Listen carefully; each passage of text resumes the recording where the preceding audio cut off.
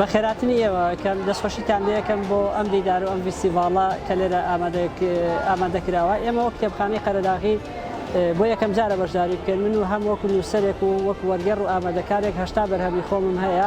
حەزم کرد وەک پرۆژەیەکی معرفی بەشدار بم. بۆ یەکەم جار بوو ئەوەی کە چاوەڕێم نەئەکرد من وەک خۆم ڕوویدا لێرانە کتێبێکی باش فرۆشراوە، خەڵک داوایەکی باشی هەبوو بۆ کتێب، بەردەوام خەڵک دێ سەردان و هەواڵپرسی کتێب ئەکات. هیوادارم بەردەوام بێت ئەمە بەنەوعی بە خەڵکێکی زۆر بەشداری تیا بکەن بەو هیوایە کە بکرێت لە ڕووی معرفیوانە زۆرترین خزمەت بە دانیشتوان و خەڵکی ئەم شارە بکرێت. هەوڵمان داوە چاپی جوان بکەین.